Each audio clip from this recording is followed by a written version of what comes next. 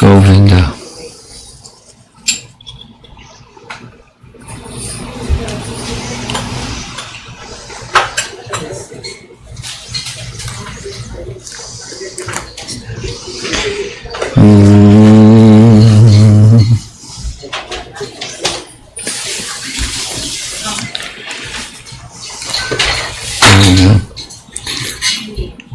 Okay, there we go.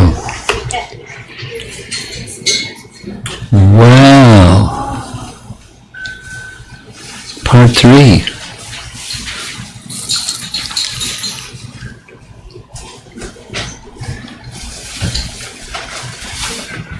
Let us offer our prana mantra to Srila Prabhupada. Namo Vishnupadaya Krishna Prasthaya Bhutale Srimate Bhaktivedanta Swamin Iti Namine Namaste Saraswate Deve Gauravani Pracharine Devi Sesha Sunyavadi Paschacha Desatarine Jaya Sri Krishna Chaitanya Prabhu Nityananda Shri Advaita Gadadhar Shivasadi Gaura Bhaktavrinda Hare Krishna Krishna Krishna Hare Hare Hare Rama Rama Rama Hare Hare. So a little report on some homework assignments. This morning and on the car ride from yesterday evening, there was a question. The question was, Madan Gopal became called Madan Mohan. What was the reason? And so far we struck out. So one of the persons that I asked that question of was Dinabandhu. And most of you will know who is Dinabandhu. He's like Mr. Authority of Braja Katha. And his answer, I could play the little recording he made, but he doesn't know. He knows the history. And I did some further research on the history. And the history goes like this. The original deity, one of the 8 original deities that Vajranava carved and installed in Vrindavan was Madan Gopal. There are 2 Gopals. And Gopal became one of the deities of Madhavendra and then later went to Rajasthan. Nathadwar. But so, Madan Gopal, at a certain point in time, there was a temple built for the deity, and after the temple was built for the deity, the son of the king of Puri, the king of Puri's name was? King of Puri, King Prataparudra. He had a son named Purushottam. So Purushottam took the responsibility to place a deity of Radha by the side of Govindaji and a deity of Radha by the side of Madan Gopal. But in the course of travel from Puri to Vrindavan, he had a dream. And in the dream, both deities appeared and said, no, no, no, it's not, we're two Radhas. I am Lalita and she is Radha. Yes, I am Radha and she is Lalita. And we want to go by the side of Madan Mohan or Madan Gopal. So after that, so the deity of Madan, now Madan Mohan, Radha and Lalita, the deity from that point forward had the name changed. No, that's the chronology of when it happened. But the question was not when, but why. And Dinabandhu doesn't know the answer why. He did the chronology detail that I just described, and it's for reference purposes. There's the Six Goswamis is the title of a book written by O.B.L. Kapoor, a very respected Vaishnava in the Gaudiya line, by the Gaudiya line, wrote a biography about each of the six Goswamis, and that's what's described on the life of Sanatana Goswami. What I just told you about, the two Radhas became Radha Lalita, and then at that point in time, chronologically, that's when the name change happened. He then points out that by that time, shortly after that time, in the biography of Chaitanya Mahaprabhu, in Chaitanya Charitamrita, when Krishnadas Kaviraj explains that he's not doing the writing, you heard this yesterday, he's not doing the writing, it's Madan Mohan. But in that one verse, he uses Madan Mohan and Madan Gopal. So, and since that time, both named, but largely, at least within ISKCON and within the temple of Madan Mohan is Madan Mohan, although the deity was originally Madan Gopal. So I struck out to find an answer. There's still a couple of inquiries that have gone out, but it's in different time zones and I didn't get a reply yet. So, but if I get a positive reply, I'll let you all know. That was one homework assignment.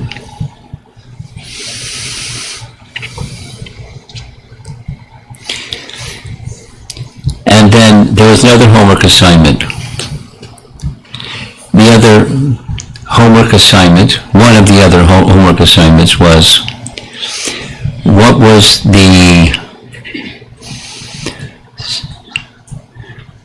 plan that Bakasura had to kill Krishna? Remember that question? So research, and the only place, there's only one line in Garga Samhita that says, it says something quite different, like 180-degree difference, that the Bakasura attacked Krishna first, because the Bhagavatam and the Nanda Vrindavan Champu and Gopal Champu all say nothing like this. So Garga Samhita says that the calf demon, Bakasura, kicked Krishna from behind. You don't kill somebody from a calf kicking Krishna from behind. Sorry, that's all it says. That doesn't answer the question, if he did or if he didn't. then a little detail. There are Vaishnavas in our Gaudiya line, and there's Vaishnavas, contemporary Vaishnavas, that seriously discount Garga Samhita as an authorized Vaishnava text. Our acharyas commonly, it goes like this, our acharyas made no reference to this book. So when it appeared and who's the author and the validity and the authenticity of its contents has a big question mark over it.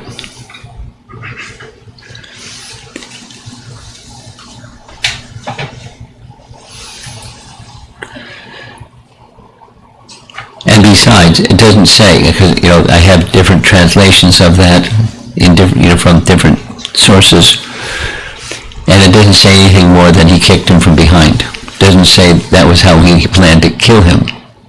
And then once kicked from behind, then Krishna did what it says in the Bhagavatam. It was provoked, but he was a demon, provoked or not provoked. So that was another homework assignment. And that's 2 strikes.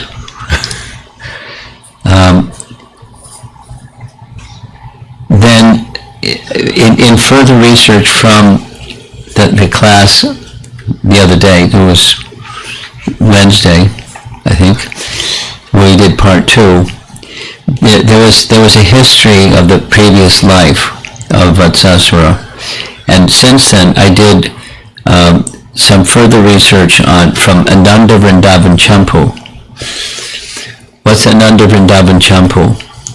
It's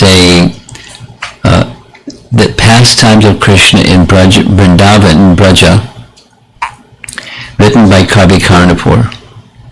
And Kavi Karnapur is a very much respected acharya in our line, without all the history, but he is a very respected person, and this Ananda Vrindavan Champu is unauthorized literature. So Ananda Vrindavan Champu states that in his previous life he was a mystic yogi. Doesn't say anything more than that, but it doesn't say what it says in Garga Samhita. So that's how we ended. There's Krishna finishing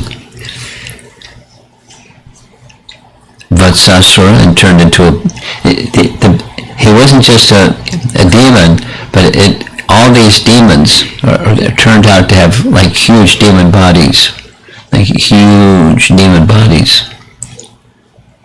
So now we're ready for part 3. One day, all the boys, including Krishna and Balaram, each boy taking his own group of calves, brought the calves to a reservoir of water, desiring to allow them to drink. But they're taking care of cows and calves. After the animals drank water, the boys drank water there also.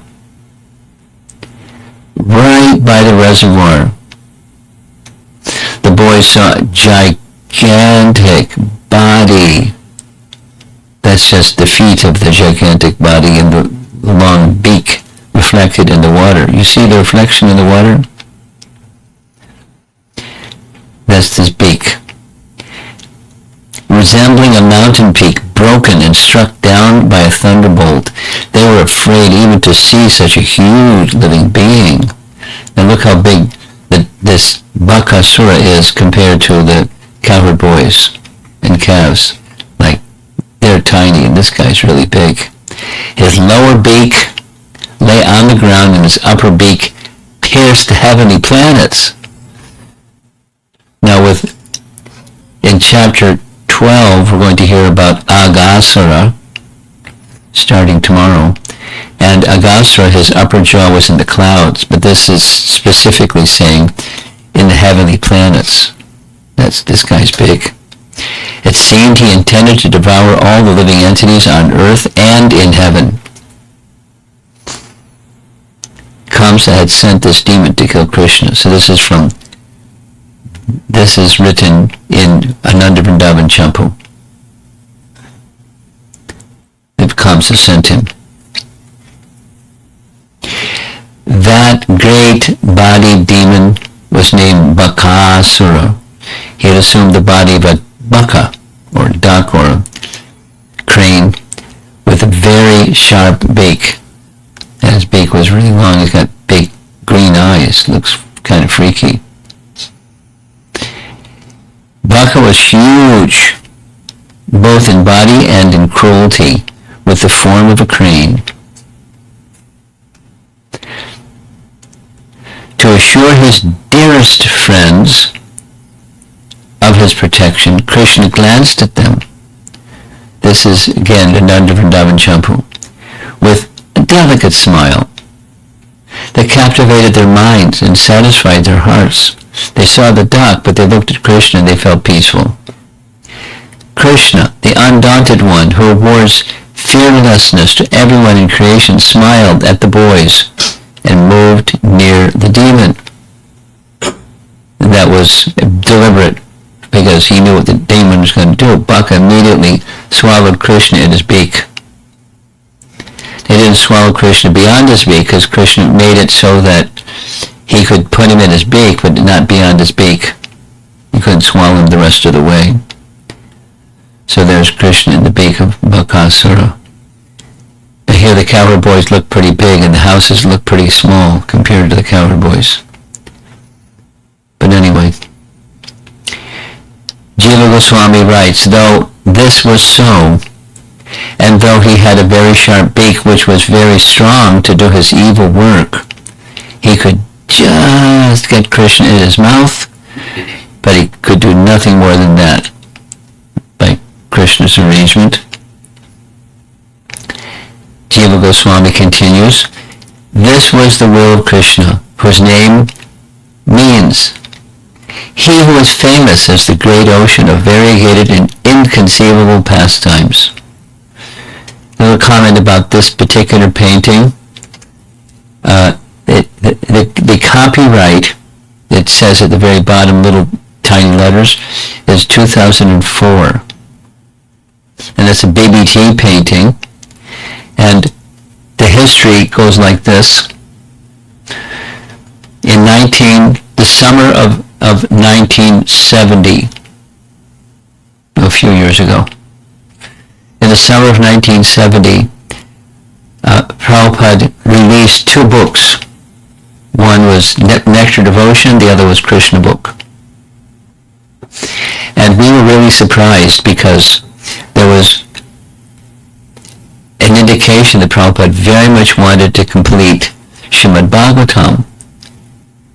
And lo and behold, he paused on the Srimad Bhagavatam commentary and translation to work on these other two books, because he wanted two explanations. He didn't know how long he was going to live, and he wanted that the teachings of Rupa Goswami should be understood by everybody in his following. So, Nectar Devotion, summary study of Bhakti Rasamrita Sindhu, and Prabhupada's explanation of what this summary study means is, in his words, I can do what I want. Of course, with fidelity from the translator, but it wasn't per se a translation, it was a summarization. Many points were identical, just directly from Bhakti Rasamrita Sindhu, but in the summary fashion. Summary study of Nectar of Bhakti Rasamrita Sindhu. And just a little detail, in the summer of 1970, it was already a standard that morning Bhagavatam class, because he had the first canto Bhagavatam, and then the Bhagavad Gita manuscript had been published, so the Macmillan version was the condensed Bhagavad Gita. So he had classes in the evening, Bhagavad Gita, morning, evening class, every day. And then when Nectar Devotion came out, we became class number 3. And it was the plan. I mean, this is what, I don't know if all temples did it, but the temple that I was in was where the ISKCON Press was in Boston. It was after lunch. It's not the best time to have a class, it's after lunch, but that's the way the class was, because everyone was together for lunch. So morning, midday, evening, every day, 3 classes every day. And we're like, let's go, spread Krishna consciousness mood. But still 3 classes a day. 3 classes a day. And then Krishna book, was like free reading, free time reading. And we were very surprised because there was strong statements made by Prabhupada about Sahajyaism and people jumping over the first 9 cantos and going straight to the 10th canto and reading from the 10th canto and Bhagavad Saptahas for 7 days, and they just speak on Krishna in Vrindavan, and particularly they would speak about Rasa Leela, and they spoke very disparaging words. It was like we were intimidated. It was effective. And then he came out with Krishna book, which was like, what? And then the whole section about the Rasa dance in Krishna book is what? Those are 2 whats. What's going on? And then he explained, same, I don't know how long I'm going to live. So he went ahead and made a summary study of 10th Canto Bhagavatam in the form of Krishna book. And just this morning, we heard a very nice excerpt from Vishwanath Chakrabarti Thakur's commentary on the final chapter of the 10th Canto Bhagavatam, where Arjuna is taken by Krishna. Krishna goes with Arjuna to the abode of Mahavishnu to retrieve the sons of a Brahmana from Dwarka that died shortly after their death, shortly after their birth. If you would be so kind, could you cut and paste and circulate that? It's a really nice commentary. Very nice commentary. That parallels very much what we read this morning from the first canto, chapter 15, Bhagavatam. So back to the painting. So when Krishna book was published, the artists were still kind of new. That is to say, they weren't accomplished. In fact, 2 of the 3 artists had never had a paintbrush in their hand before they started painting for the BBT or for the ISKCON Press. And so one of the artists asked Prabhupada, should we take art lessons? Prabhupada said, no. You just paint for Krishna, and Lord Brahma has constructed this body in such a way, you practice something with devotion, you become expert. So they didn't take art lessons. Till later they took classic art lessons. But initially, no. So the artwork, I've shown some of that artwork when you saw some of it when they transported themselves from Gokula to Vrindavan. The carts and the paintings, that's from the old Krishna book. It's really, really simple. It gives the idea, but it's not attractive. So after Krishna book came out in 1970, some time passed, and then they started getting translated into other languages, particularly European languages, French, Italian, German, Swedish, and so forth and so on. And so they, in Europe, after that translation, they decided, let's do some more artwork instead of this rudimentary artwork. And so they commissioned artists that had, more experience and more skills, and this is one of them. There's a number of them. This style is the European BBT or International BBT. So they're separately incorporated, the one in California and the international BBT. The purpose was to protect the intellectual property of our founder Acharya. To protect the property, the corporation was established. So it's a very nice painting. It shows the cowherd boys and Krishna dealing with Bakasura. 2004. Copyright. This is one of the original ones, the original Krishna book paintings. When Balaram and the other boys saw that Krishna had been devoured by the gigantic duck, they became almost unconscious, like senses without life. There's Balaram over on the backside looking. Oh no. Though Balaram could have killed the Asura, his response of fainting was because of intense brotherly affection, or prema, intense brotherly affection. It's a certain rasa and intense rasa in the mood of prema. He fainted. Sanatana Goswami writes, though Balaram had the power to immediately kill the evil Baka, Balaram and other boys suddenly became devoid of the powers of knowledge and action. The powers of knowledge is Jnana Shakti, and the power of action is Kriya Shakti.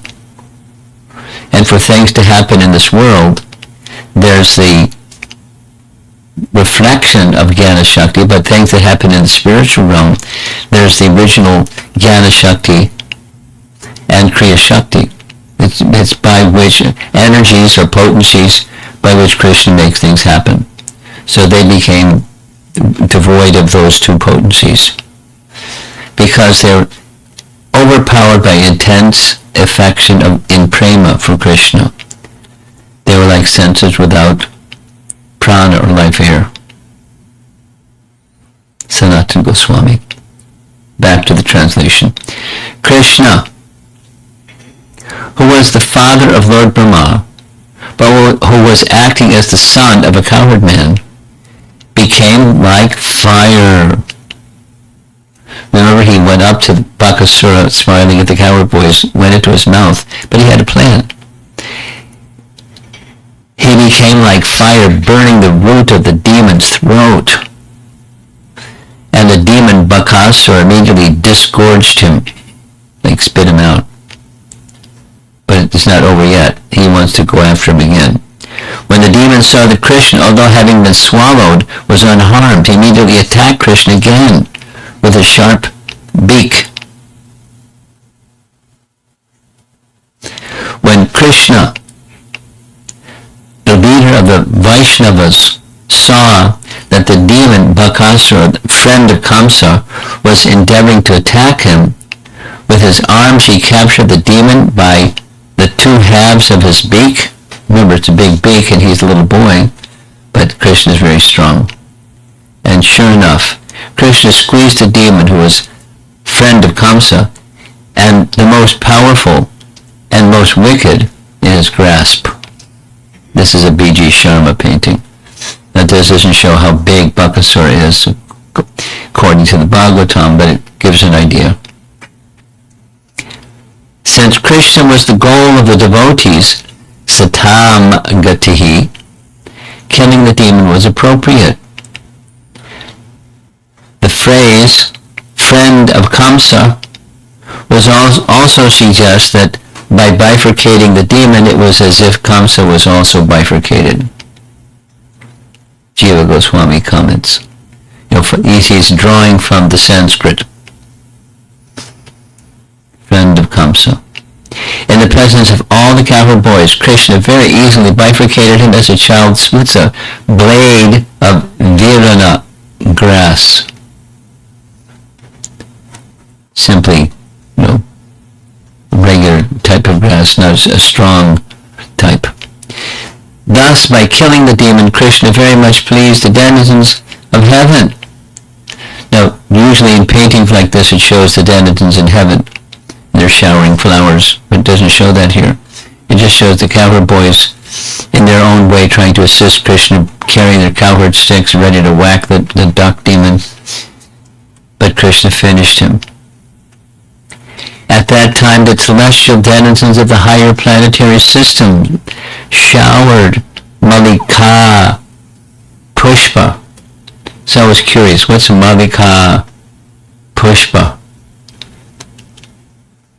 You know, sometimes there are girls' names that are Pushpa. Or sometimes Malika. Prabhupada named one of his disciples Malika. So it's Malika Pushpa. Flowers grown in Nanda Kanana. What's Nanda Kanana? Who knows? Nanda Kanana. Indra's garden. Indra's garden. They showered these Malika Pushpa. So I looked it up, and it's a type of jasmine. This is what it shows on the internet. A type of jasmine. There's different types of jasmine, so it's a certain type of jasmine. Nice white and very fragrant flower. They also congratulated him by sounding celestial kettle drums and conch shells, and by offering prayers. Seeing this, the cowherd boys were struck with wonder. You know, the flowers and the music and the sky, and what's going on? Just as the senses are pacified when consciousness and life return, so when Krishna was freed from this danger, all the boys, including Balaram, thought that their life had been restored. Whereas Krishna had no worries to begin with. They embraced Krishna in good consciousness, and then they collected their own calves and returned to Brajabhumi, where they declared the incident loudly. So now remember, this is all one day, that the Vatsasura was the same day as the Bakasura. So the boys have some nice stories to tell when they get back home. Getting back Krishna, who was like their life, the boys, like enlivened senses, embraced him, and gathering together the calves, returned to their homes. In loud voices, they proclaimed the killing of Vatsasura and Bakasura.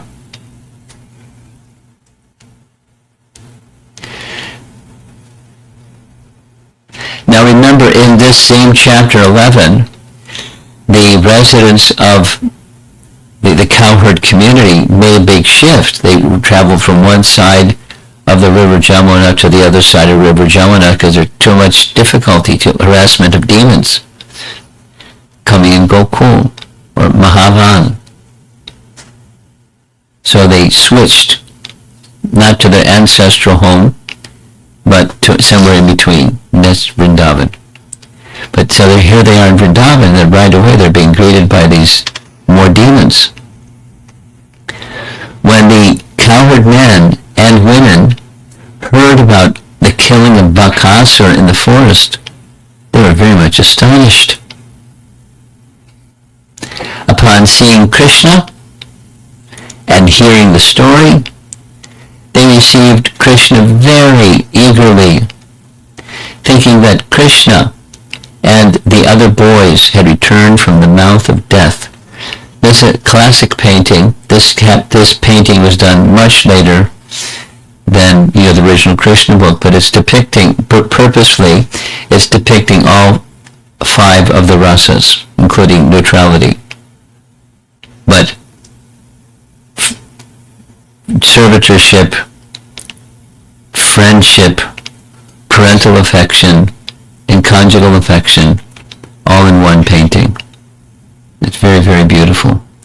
And Mother Jasoda is out front, and Krishna's extending his arm, and so forth. Very, very elegant painting, and nicely done.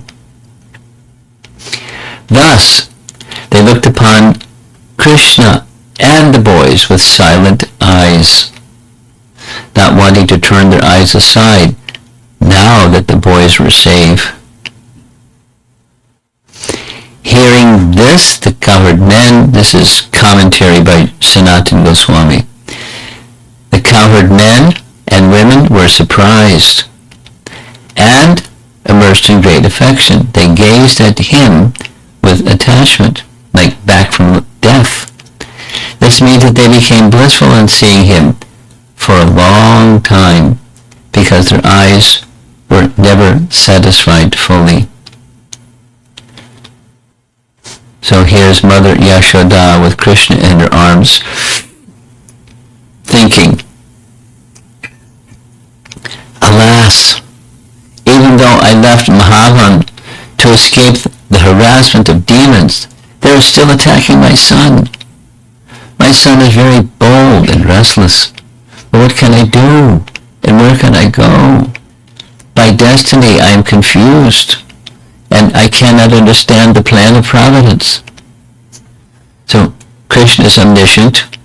He knows the thoughts of his mother, her emotions, but also her specific thoughts. And so he says to her, Mother, actually all these stories about my heroic exploits are just lies. Don't worry about all these things. He wants to pacify his mother and restore her to her parental affection. That is, the sweetness is going to conceal the majesty that she's contemplating. What is all of this? So here's the Garga Samhita version. And I already did this little thing that Garga Samhita is not referred to commonly by our acharyas, but here's what is staged in Garga Samhita anyway, so I'm doing it anyways. In his previous life, Bakasura was a demon named Utkala. By the way, this reference that I'm presenting here, Shiva Maharaj has included in one of his writings. So although it's not the most authoritative text, some devotees don't like to refer to it at all, and some devotees refer to it. And Shivaram Swami is very careful. So anyway, here we go. A demon named Utkala, who was Hayagriva's son. One day, not Hayagriva, the incarnation of the Supreme Lord, but another. One day, the demon came near Jajali Muni's leaf hut at a place where the Ganges, or Ganga, meets the ocean. So that's the Bay of Bengal, right? Yes? Yes. Okay. Casting a fish hook into the water, the demon caught a fish.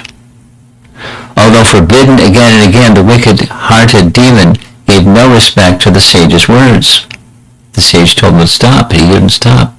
The perfect sage Jajali cursed him, "Oh demon, you eat fish like a duck, then become a duck." Within a moment became a duck.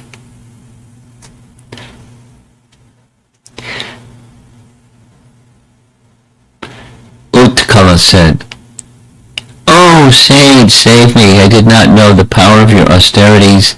The wise know that association with great saints like yourself is the greatest door to liberation. Saints like yourself see friends and enemies equally. They see that honor and dishonor, gold and a clod of earth, and happiness and unhappiness are all the same." Bhagavad Gita. Jajali said, in the Vaivasvata Manvantar, that the current Manu is Vaivasvata Manu, 28th Yuga cycle, at the end of Dwapara Yuga, in Bharatvarsha, in Mathura, in the circle of Vraja, Sri Krishna, the Supreme Personality of the Godhead, will herd many calves in Vrindavan forest. Even by hating him, many demons, such as Hiranyaksha, have already attained the Supreme. He will also enter into the Supreme Lord. Now, there's reason to have discomfort besides our acharyas don't quote it. It says here, he became a duck right away. But in other scriptural references that are authoritative, it says he became a demon, friend of Kamsa, and Kamsa sent him. And then he assumed the form of a duck. He was Putana's brother. And Putana's brother wasn't a duck. Whatever he was, a demon, but not a duck. Anyway, that's what Garga Samhita says. So now, we're coming close to concluding. One of the sections in these pastimes of Krishna in Braja, when he deals with demons, Bhaktivinoda Thakur has commentary that explained how each demon represents an obstacle on the path of a sadhaka. Bakasura represents cunning duplicity, deceptive behaviors, and hypocrisy. An outward manifestation of a virtuous lifestyle, while inwardly infested with deception, falsity, and cheating activities.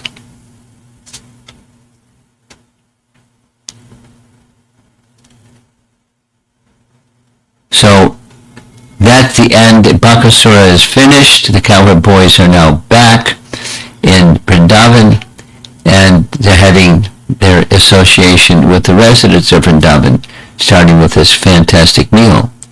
And Krishna and Balaram are by the side of Nanda. After hearing of all the events, the cowherd men, headed by Nanda Maharaj, began to contemplate. It is very astonishing that although this boy, Krishna, has many times faced many varied causes of death, by the grace of the Supreme Personality of Godhead, it was these causes of fear that were killed instead of him. Although the causes of death, the Daityas, were very fierce, they could not kill this boy. Rather, because they came to kill innocent boys, as soon as they approached, they themselves were killed, exactly like flies attacking a fire. Now this is one of the paintings from the old Krishna book. See, it's quite rudimentary. It's depicting the name-giving ceremony. There's Gargamuni pronouncing the names of these two boys. The words of persons in full knowledge of Brahman never become untrue. It is very wonderful that whatever Gargamuni predicted, we are now actually experiencing in all detail. So some of you may remember that there was a slide that Vishwanath Chakravarti Thakur was giving the chronology of Krishna's childhood activities.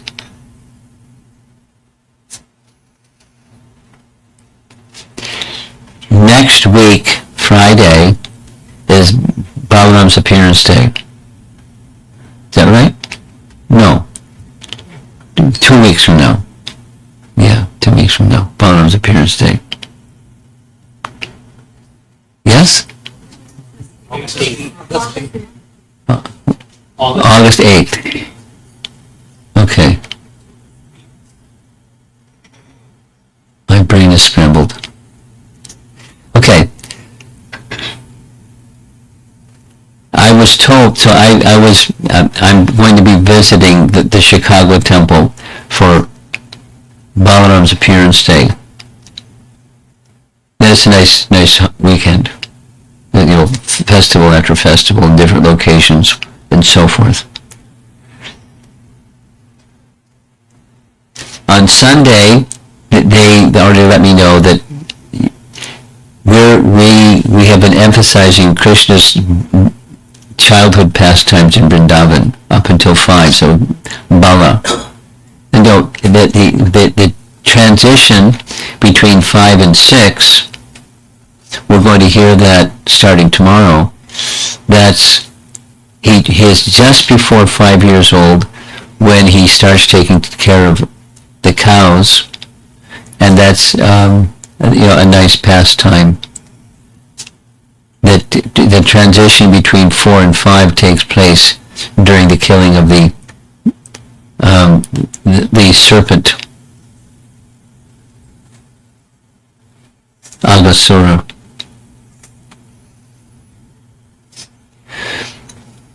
So Vishwanath Chakravarti Thakur places this name-giving is at a time after the boys have been born.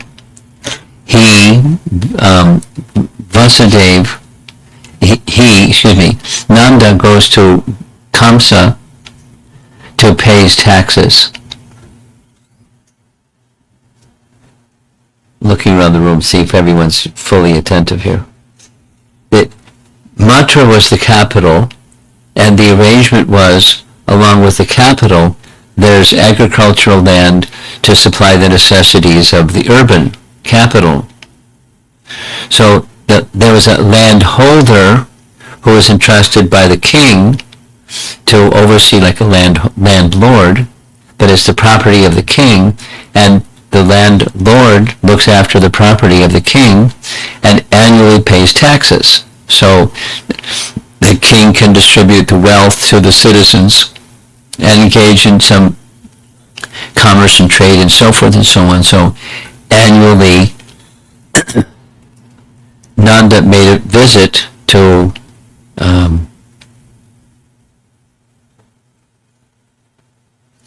pay his taxes.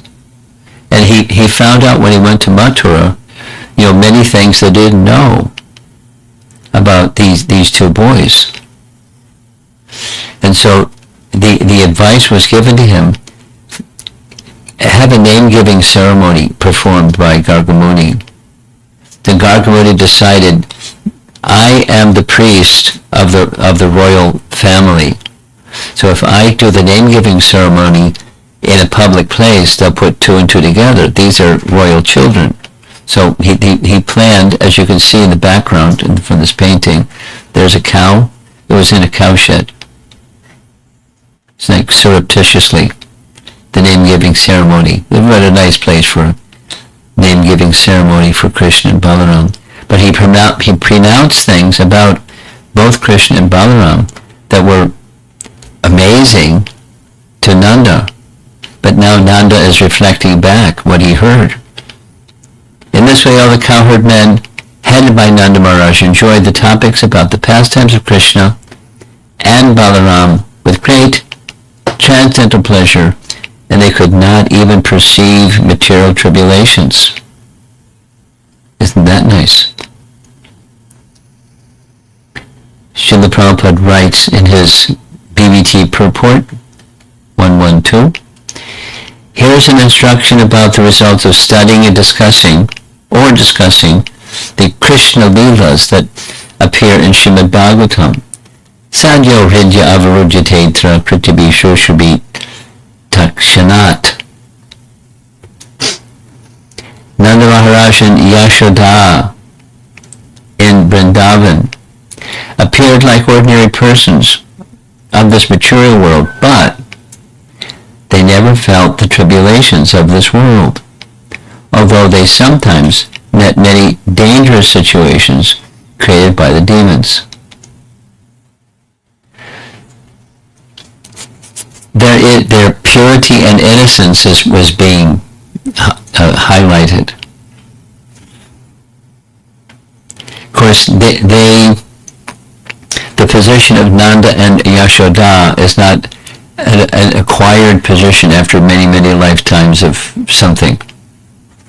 They're eternal associates of Krishna, the eternal residents in the spiritual world. They manifest themselves along with Krishna's pastimes. Sit still, sit still, sit still. Thank you.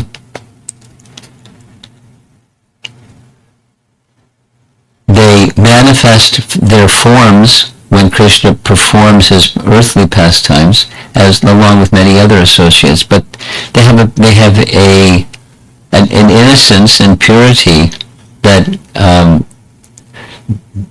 allows them, because they're residents of Vrindavan, not residents in Mathura and Dwarka, to not see the majesty, but simply the sweetness of the childhood pastimes that Krishna performed before he went to Mathura.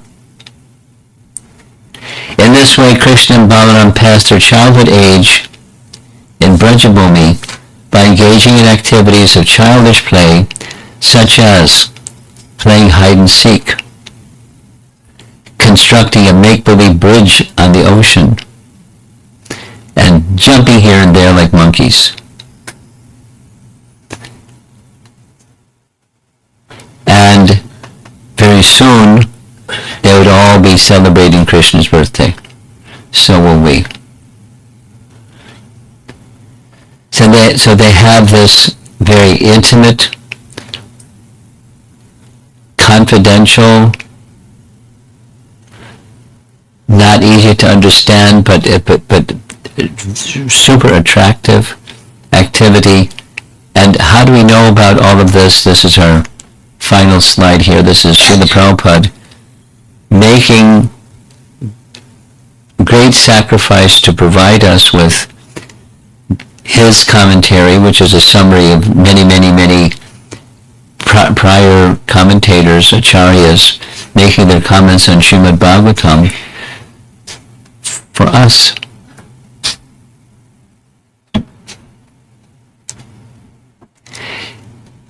Now it's a nice detail, but during Srila Prabhupada's lifetime, he was able to complete commentary because he did other things, teachings of Lord Chaitanya and nectar of devotion and nectar of instruction and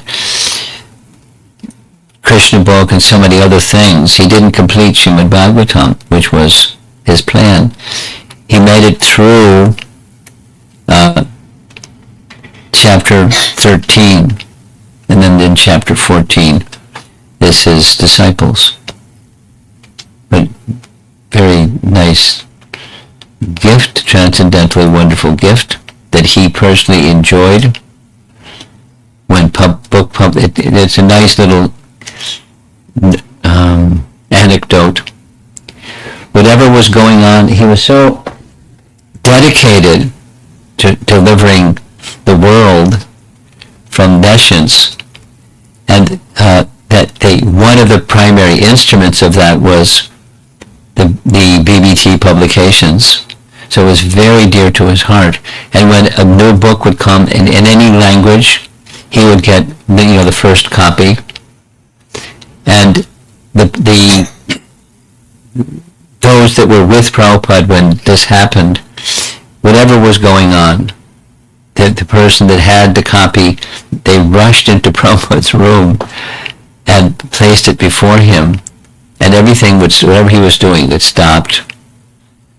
And he just took like this, he took the book and touched the book to his forehead, and then examined meticulously the binding and the color prints and the qualification of the layout, and he knew everything about publishing because he did it from the get-go in Delhi and before coming to the West, and then again and then again and then again. He was very meticulous with his book publication because it was the or one of the main instruments for awakening the sleeping souls to their original Krishna consciousness.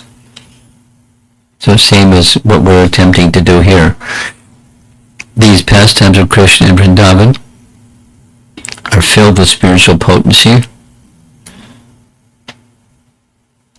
and whether we understand it or not, like our little children here that are a little distracted sometimes, but hearing the sound vibration and how much understanding who can say, but the sound vibration is purifying, and what a way to grow up. And not only, you're sitting, but you can just sit there for the whole hour and just smile. I'm looking at you, not just at him. He's fidgeting, a little on the restless side. You're just sitting there. You have nice questions too. Means you're very attentive. You're gonna bet as you continue doing this from childhood, early stages of childhood, 7, right? Today she's 7. Who knows what's going to happen? You're in a very fortunate position. I know what I was doing when I was 7. It wasn't hearing Krishna book. A big gap of time before I had that opportunity. Okay. Let's see if there's some discussion. Tomorrow we're going to move on to chapter 12.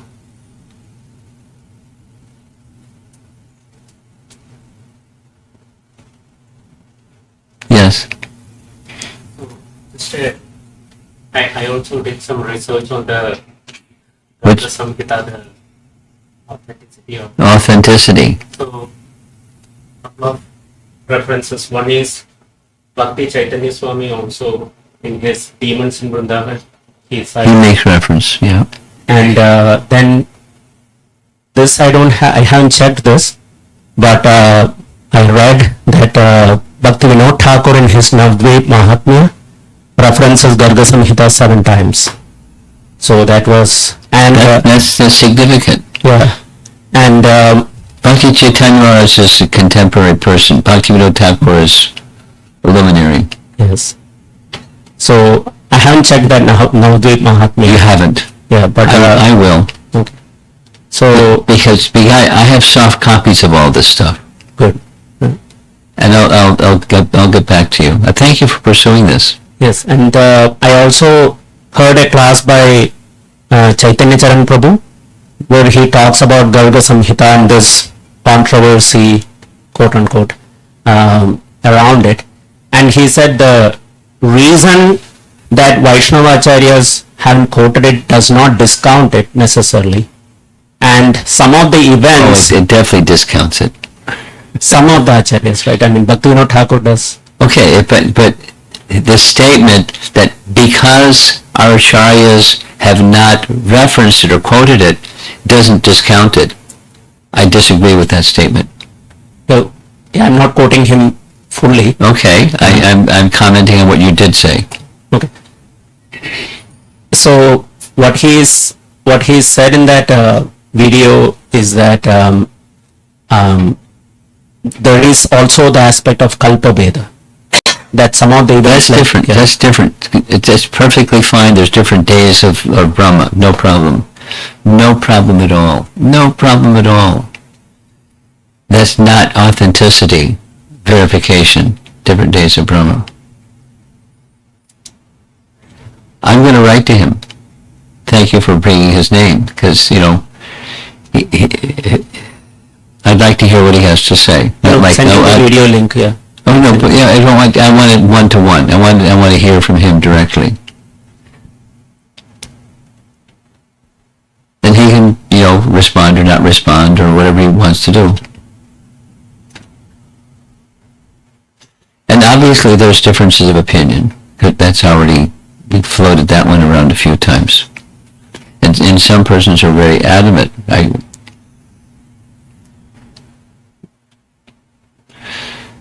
And some persons are more liberal.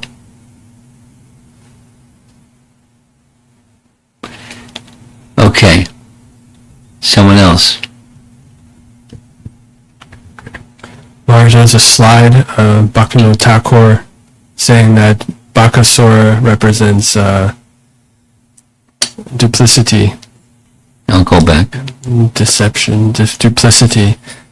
So as sadhakas, we have so many unfavorable things in our heart Yeah. that we don't necessarily want there.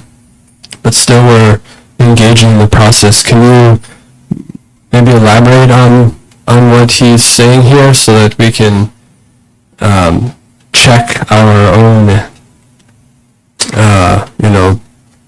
make sure we don't fall into this duplicity? Well, I thought you were going to ask a different question.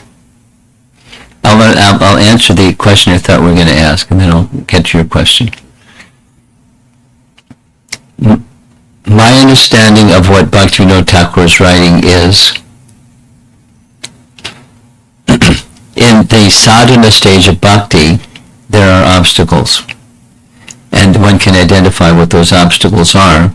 This, and this, and this, and this. And this is one of them, those obstacles.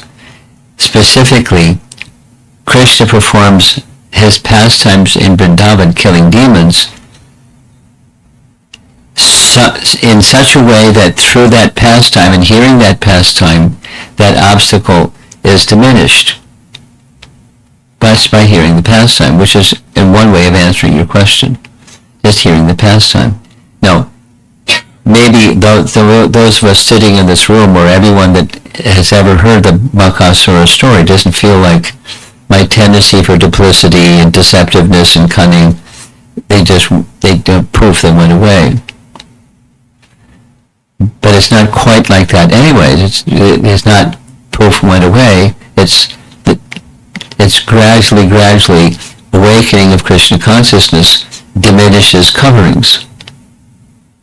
It awakens and diminishes the coverings.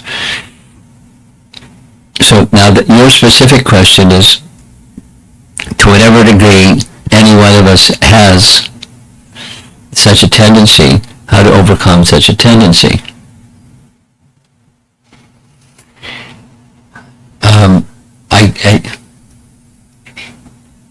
During our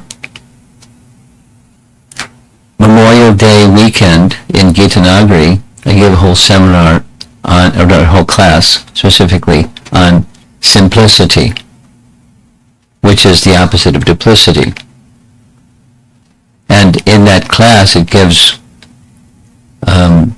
examples of what sadhaka can do in addition to hearing this particular pastime.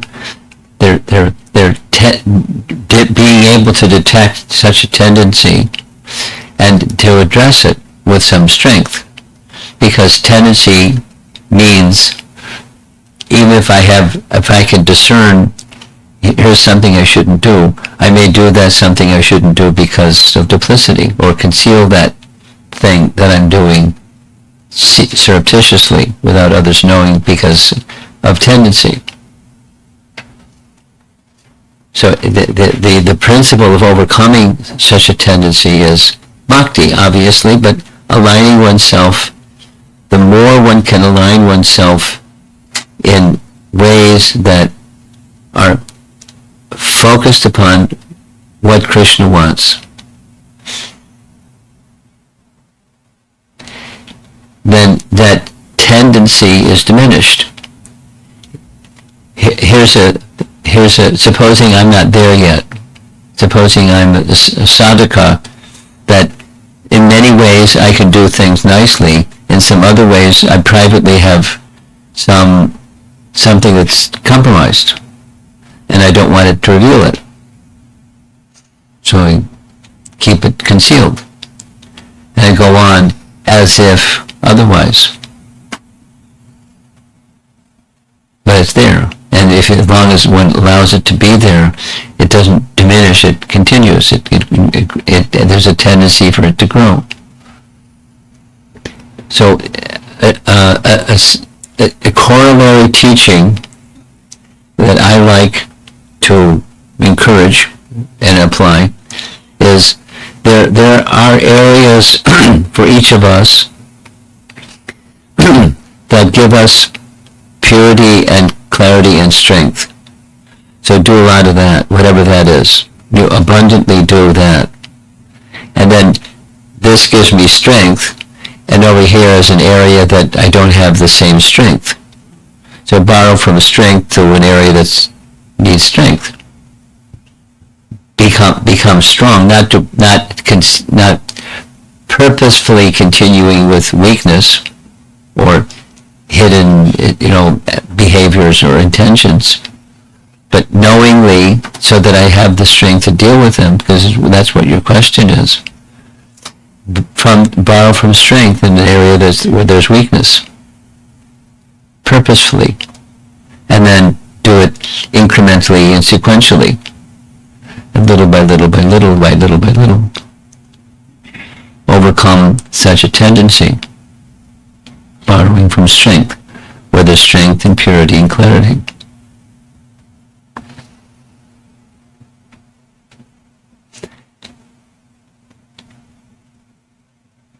And to add to it, carefully guard against offense, because offense just turns the apple cart upside down. Everything becomes increasingly difficult, even if you're going in a good direction.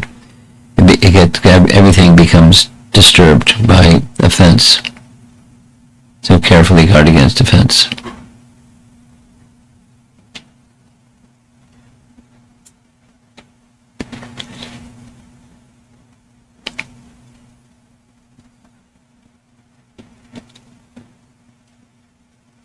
If you send me a reminder, because I forget things, I won't forget this other conversation about Garga Samhita and all, Navadvip Mahatmya and all that. We'll go there. But you send me a little reminder and I'll send you the link for the YouTube class on simplicity. Just today I got a letter from somebody somewhere saying that class really helped them. So maybe simplicity as opposed to duplicity.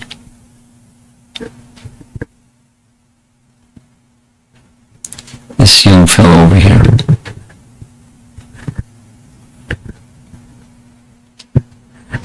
Hare Krishna Maharaj. So on one of your slides you said that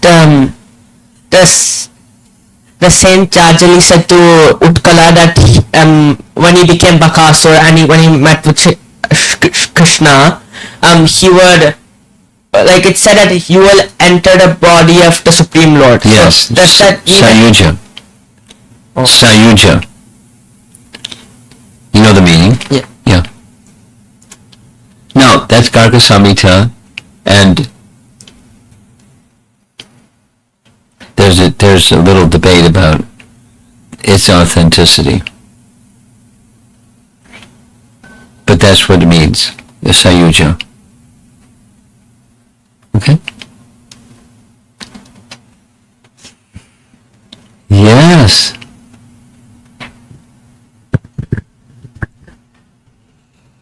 Hare Krishna Maharaj, I had a question, like what did Krishna do to hear Bakasura speak? Did he extend his hands? Because Bakasura was huge. So what did he do? Did he extend his hands? What did he do? He bifurcated his beak. It doesn't say, your question is, Bakasura is big and Krishna is little. So how did he handle this big guy? I mean, he's a little boy. Doesn't describe it, but the mention that he grabbed two sides means perhaps Krishna was able to expand his body in such a way that he can grab two halves of his gigantic beak. One upper part of his beak is in heaven, and the other is on the ground. That's big. So Krishna has mystic power. It doesn't say specifically, but Krishna has mystic powers, right? And one of those mystic powers is Mahima. He can become really big. So it doesn't say he made himself really big, but he was able to bifurcate the duck's beak. The duck didn't get really small, so he must have gotten really big, but it doesn't say it. You're a good listener. Okay. Yes, over here. Hare Krishna Maharaj. I have a follow-up question on the question on duplicity. So, what I understood is that we should stick to the limbs of bhakti, or we should take strength from the limbs of bhakti that we have a liking to, and draw or borrow that purification from that and apply it in the areas where we are weak. Is that That's my comment. It's not, in speaking like that, it's not, I can't point to a scriptural reference where our acharyas say to do like that. It's my personal experience, and it's practical. So now your question is what? so? The borrowing part, it's not fully clear to me. If you could give like an example, like how does let's say purification from let's say deity worship, if somebody has a liking to that limb of bhakti and they perform it sincerely, but there are other fields in which they are struggling, so how do we take the strength from that performance of bhakti and apply it in another area? Well, you've been around long enough to know my answer to how-to questions. Association. Yeah, it's sadhu sangha. So if you associate with sadhus, then the sadhu, in a very kind way, will tap you on the shoulder and tell you, my dear Prabhu, you're headed for the ditch. And you won't like slap their hand because they tapped you on the shoulder. You'll say, oh, thank you very much because you saved my life because I was headed for the ditch. So, and through sadhu sangha they can give reminders, they can set an example, they can inspire us, they give us a place where we can repose in service, and that's pleasing to Krishna, and that gives us some purity and some strength. So sadhu sangha doesn't mean just like hanging out. It means serving. Sadhu, it includes hearing, chanting, and serving, and the mission, and and so I may be whatever I may be, imperfect and flawed, etc., etc., but associate with persons that are less like that and more like purified, and I'll become purified by that association. One develops qualities like those with whom I associate, or one associates. So,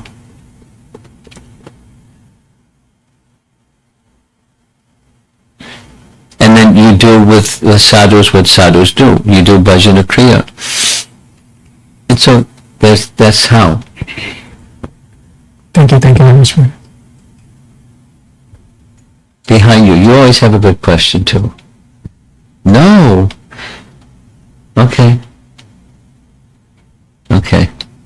Yes.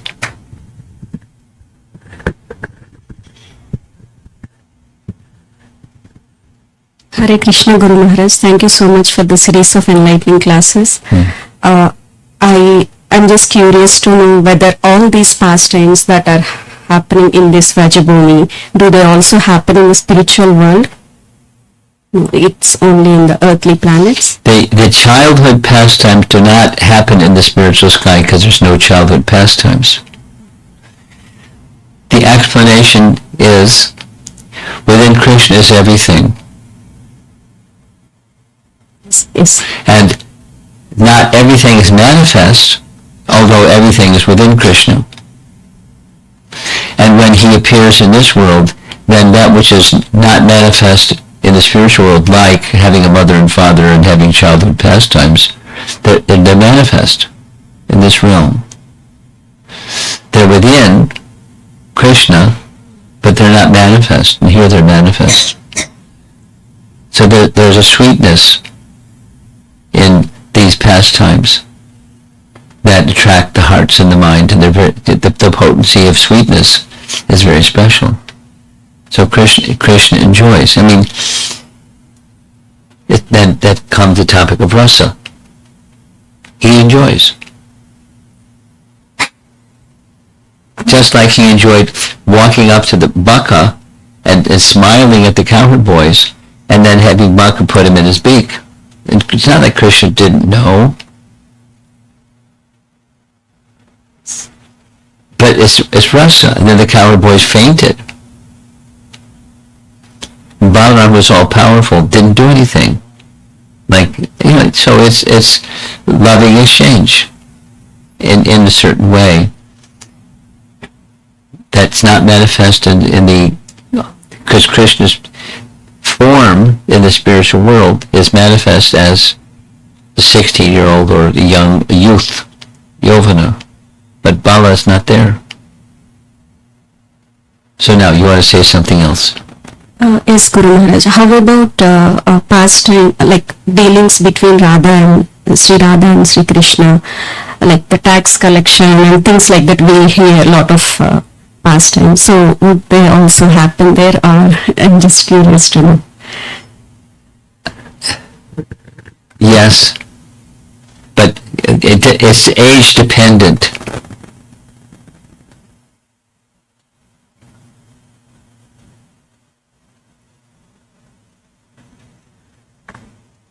Okay?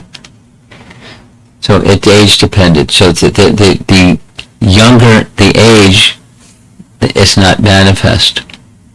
But the love between Radha and Krishna and Radha's dear friends, gopis and so forth, that's in the spiritual world. But the details is age dependent. Thank you, Guru Maharaj.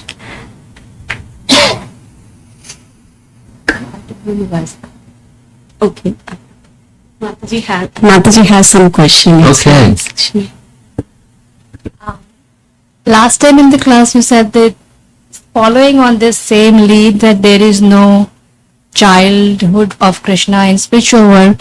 So how does the Vatsalya Ras, the devotees I that say so. How does he do what? the devotees who have Vatsalya Ras in the spiritual world, do they exist? Like No how? problem. So if the Krishna is not there, small. It's parental affection. Yeah, your mother. Supposing your child becomes 16, you gonna have parental affection, or is it gonna stop? I do have. Okay. It's not, the range is not the same, Yeah. but still motherly affection is there. Thank you much. Okay. Yeah, there are two more, then we're going to end. Hare Krishna Maharaj, excellent class and nice explanation on duplicity and how to overcome. My question was, here, like Lord Bhagavan was, he fainted and so on. I just wanted to draw some comparison with Ram Leela, where Lakshmana is always in the forefront, in the mood of protection of Lord. Whereas we see in Krishna Leela, Balram generally takes a backstage where it's Bakasura or Kaliya or in this pastime or in Kurukshetra war. Balrama was not there. And I read somewhere that it's the effect of Kali, the What? effect of Kali. No. Boo. Okay, so whoever wrote that was probably he wrote Boo.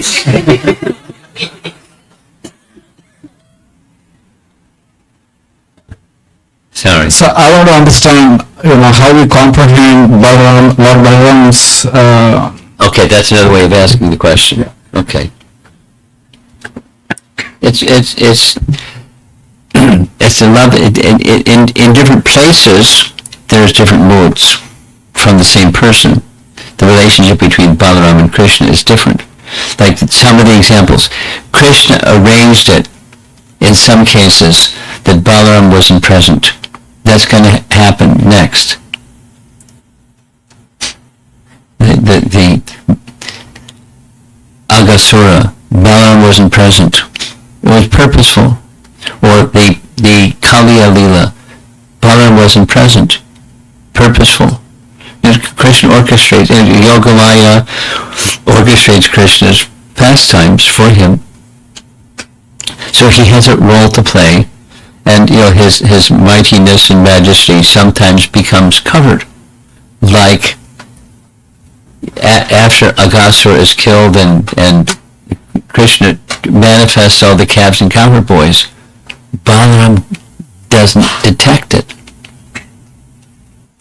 He is covered by Yogamaya. Now we don't have that kind of thing in Ram Lila. So there's a sweetness aspect of Krishna's pastimes that are not as prominent in Ram's pastimes. There's a different emphasis in their pastime.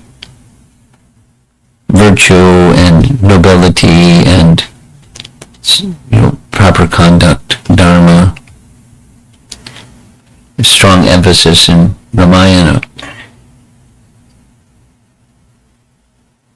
So, but then when they leave Vrindavan, Krishna, Balaram's by his side. They both break off the tusks of the Kovalyapita and they wrestle with the wrestlers, and they do different things. But they're still he is in the subordinate role, although he's the elder brother. That's the mood that he has towards Krishna. And it plays itself out in different ways depending upon the pastime. But we're in Dwarka and he's saying no to Rukmini until Krishna does what Krishna does. Excuse me, not Rukmini. Satyabhama. No, that's Satyabhama.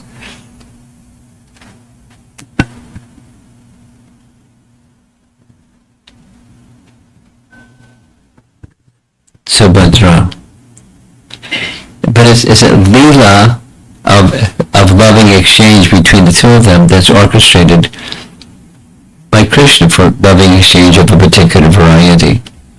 And the emphasis in Ram's lila is a different emphasis. It's the focus of the associates of the four brothers is very, very fixed.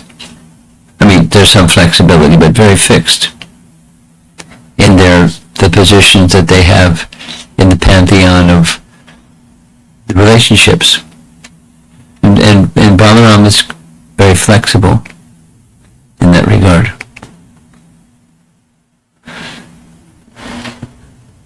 You have something?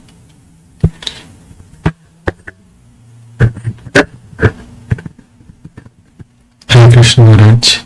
In one of the slides, after Krishna returns from the forest with his friends, he says to Mother Yashoda that the exploits were all not real, or like stories, something like that.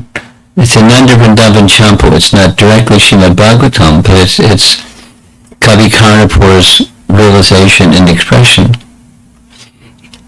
So, what's your question? Why is he speaking like this?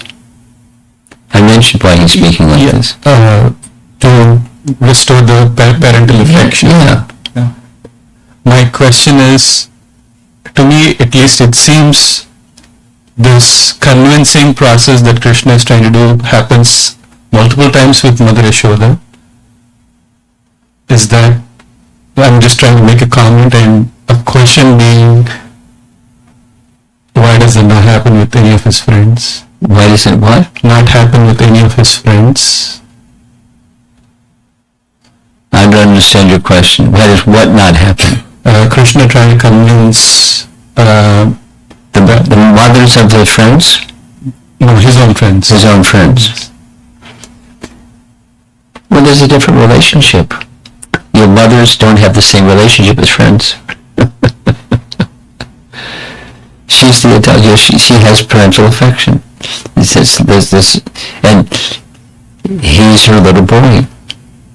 And these are just friends. You can just put two and two together. The little boys are not thinking like the adults, mothers are thinking. They're just like, wow, you know, Krishna did today, wow. What's next? What's tomorrow going to be? So they're just, their mood is playfulness. And how it happens, who knows? It's like, we're going to hear it, when they enter into the mouth of Bakasura, they refer to what Krishna did just a little while ago with Bakasura. He dealt with Bakasura, so even if it's someone that wants to kill us, it's going to be okay, because Krishna will deal with it. Let's go. So they're not questioning, what kind of, wait a minute, what kind of strength does our friend have? They don't question it. It's a relationship of friend and friend. They don't question it. And the parental affection, it has what's going on. Because their business is protecting, not playing.